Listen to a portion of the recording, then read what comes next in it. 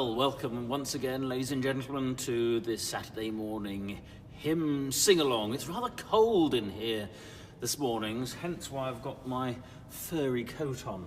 But we've got a Lenten selection of hymns for you this morning, which I hope whet your appetite for the season that we are in. We're going to start with that good old classic 40 days and 40 nights. We're going to sing 3 verses. We're going to sing 1, 4 and 6. Let's treat verse 1 as a bit of a warm-up, shall we? And don't forget, you need to sing through that first line because there isn't a comma at the end of it. Can you remember that one, please? And then verse 4, and if Satan vexing sore. Let's have a little bit of anguish and a bit of oomph to that verse, shall we? And I'll try and encourage you with the registration that I changed to. And then verse 6, I might do a little bit of an alternative version for verse 6, which reflects the "at the eternal Eastertide" last line. So here goes. Here's your introduction.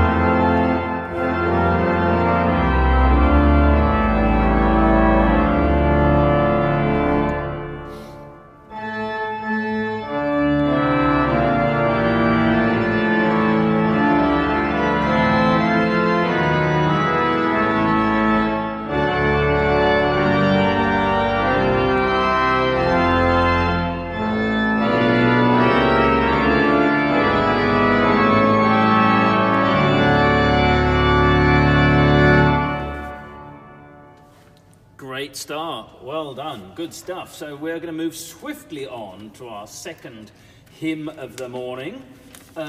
One that's wonderfully reflective, one by that medieval/Renaissance composer Orlando Gibbons. Drop, drop, slow tears. Not often sung by congregations, but why not at the moment? Why not? So we're going to do all 3 verses. Quite a subdued registration for you, quite small scale. We're going to start with verse 1, why not? Here's your little introduction.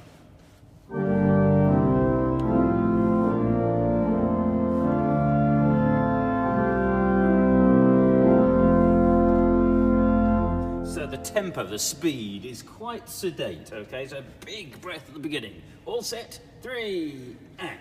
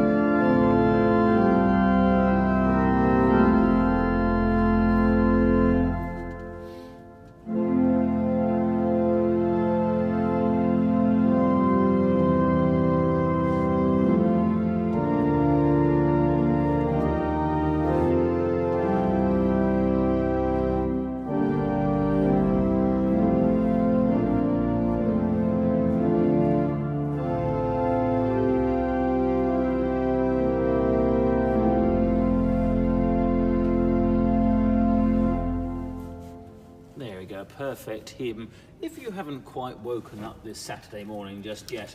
Okay, so in my hymn book we don't have to travel too far for the next hymn set to those wonderful words, "It is a thing most wonderful." There's a wonderful choir anthem written by Philip Moore using this text, which you might hear in the Cathedral overland, depending on whether our choirs come back or not. But we're going to sing verse 1, 6 and 7.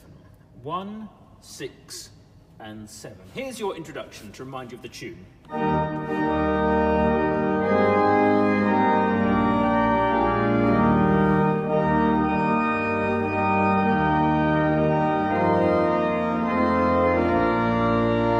So a nice little rocking melody. Here goes. Rocking as in rocking of rhythms rather than, you know what I mean. Here goes. 1 and.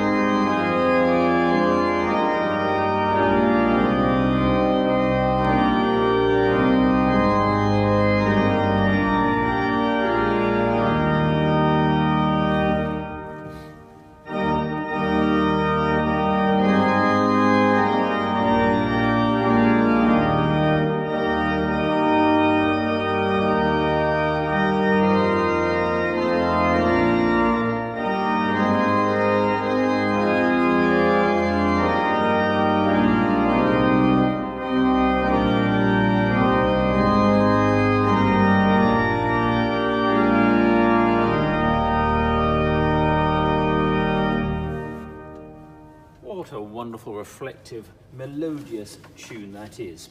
Okay, and one more on those lines before we finish with two blasters. This one, to the tune of Carlyle, "'Tis good, Lord, to be here." The melody goes something like this. Is that familiar, that melody? I hope so. Sung probably a fair bit in many churches around the land, normally, but not at the moment. Anyway, while I change my registration, enough waffle for me, let's do verse 1. Let's not bother with verse 5 for a change. Why don't we do 1, 2 and 3? Quite astonishing, I know, not doing the first and last verse for a change, but 1, 2 and 3. Here's your introduction.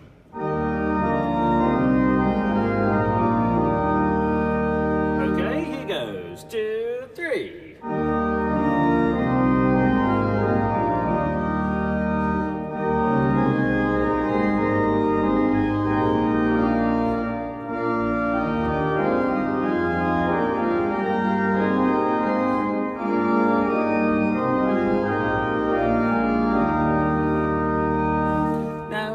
I think that's one of those hymns that needs to be sung stood up, just because of that wonderful climactic moment on the third line.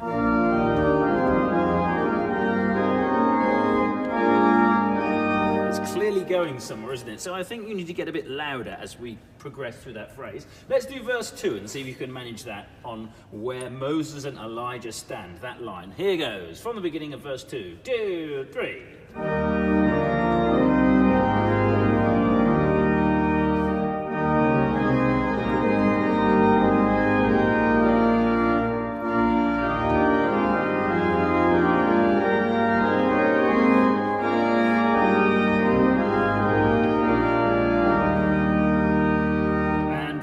Verse 3, 2, 3.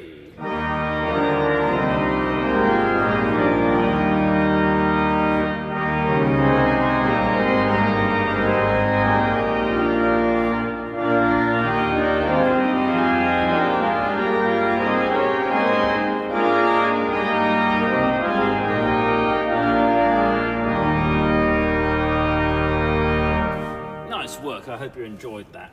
Great, so that moves us on very swiftly to our last two hymns. So we're going to conclude with Ride On in Majesty. But before then, my song is Love Unknown. Now, there are 7 verses of this hymn. This has to be one of the longest hymns ever. Well, not quite, I'm sure. But let's have a go at just verse 1, and let's go back to our traditional form of rehearsing hymns. Verse 1 and verse 7, the first and the last. Here is your introduction.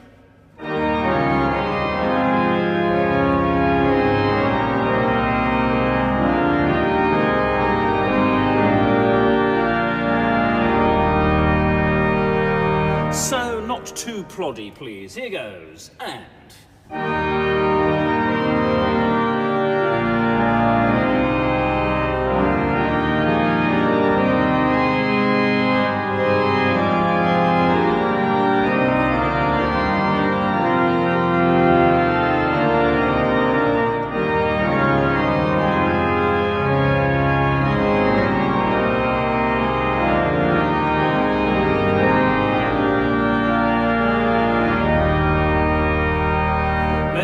camera shake for verse 7. Here goes. And...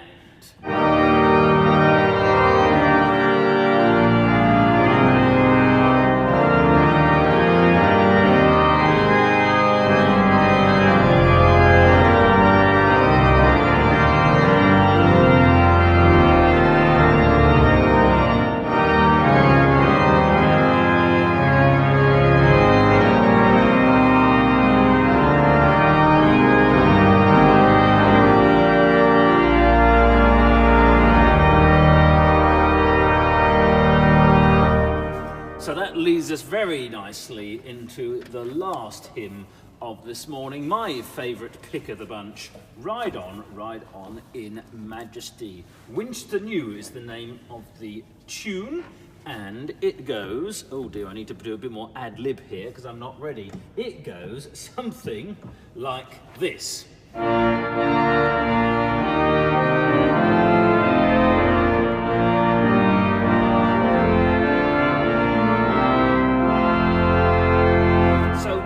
Verse 1, 4 and 5, and what fantastic set of words they are, especially in verse 4. Thy last and fiercest strife is nigh. I think that affords a bit more oomph in that verse. So here goes, verse 1, 4 and 5. All set, hopefully all standing up. 2, 3.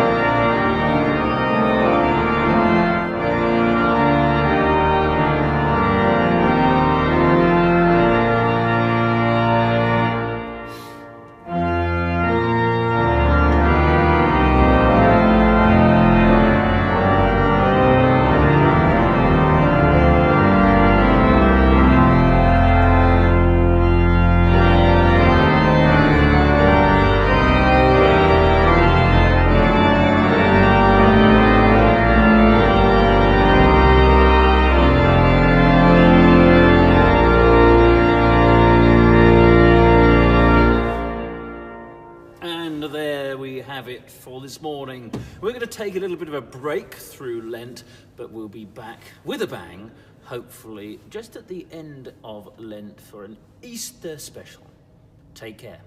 Bye.